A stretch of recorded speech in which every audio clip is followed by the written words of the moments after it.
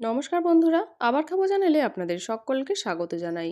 আজকের রেসিপি হলো চিকেন ভুনা মশালা। এই চিকেনটা বানানোর সময় আমি আদা এবং পেঁয়াজ ব্যবহার করব না, অথচ টেস্ট হবে একদম দুর্দান্ত। তো চলুন রান্নাটা এখন দেখে নেওয়া যাক। প্রথমেই নিয়ে নিয়েছি 1 কেজি চিকেন, যেটাকে আমি ভালো করে ধুয়ে পরিষ্কার করে নিয়েছি। এবারে মিক্সির বাটিতে নিয়ে নিয়েছি 3 কোয়া ছাড়ানো রসুন, 4টে মাঝারি মাপের দারচিনি, 5টা ছোট এলাচ, 2 টেবিল স্পুন কাশ্মীরি লঙ্কার গুঁড়ো, 1.5 টেবিল স্পুন হলুদ, 2টো শুকনো লঙ্কা একদম গরম জলে ভেজানো।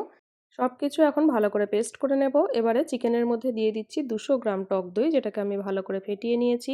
দিয়ে দিচ্ছি পরিমাণ মতো নুন, আর পেস্ট করে রাখা মশলাটা এখানে পুরোপুরি দিয়ে দেব।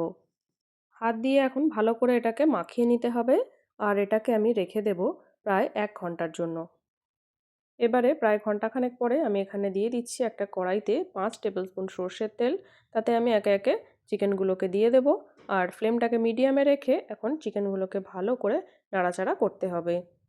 পুরো চিকেনটা কিন্তু কষাতে কষাতেই রান্না হয়ে যাবে, কোনো রকমভাবেই চাপা দিতে লাগবে না। আপনারা দেখতে পাবেন বেশ খানিকক্ষণ নাড়াচাড়া করার পরে আস্তে আস্তে দেখবেন তেল ছাড়তে শুরু করে দিয়েছে চিকেনটা। খুবই কম সময়ে এবং অল্প উপকরণে যে এত টেস্টি একটা চিকেন তৈরি হবে, সেটা আপনারা একবার যদি বানিয়ে না দেখেন তাহলে কিন্তু একদম বিশ্বাসই হবে না। প্রায় 20 মিনিট এইভাবে নাড়াচাড়া করার পরে দেখুন এখানে কিন্তু খুব সুন্দরভাবে মাংস থেকে তেল ছাড়তে শুরু করে দিয়েছে। এবারে ফ্লেমটাকে একদম লোতে করে দিয়ে আমি চিকেনগুলোকে আরও 10 মিনিট ভালো করে কষিয়ে নেব। রান্নাটা এখানে প্রায় হয়েই গেছে। এবারে সবশেষে এখানে ধনিয়া পাতা কুচি ছড়িয়ে দিলেই ব্যাস তৈরি হয়ে যাবে একদম নতুন স্বাদের চিকেন মশলা ভুনা। এই চিকেনটা আপনারা রুটি, লুচি, পরোটা কিংবা নান এগুলোর সাথে কিন্তু সার্ভ করতে পারেন। খুব ভালো লাগবে খেতে। তাহলে আপনারা কবে বানাচ্ছেন আর কেমন হয়েছে খেতে সেটা কিন্তু জানাতে ভুলবেন না। ভালো লেগে থাকলে ফ্রেন্ডস আর ফ্যামিলির সাথে শেয়ার করবেন। আর এইরকম আরও নিত্য নতুন রেসিপি পেতে আমার চ্যানেলটিকে সাবস্ক্রাইব করতে কিন্তু ভুলবেন না।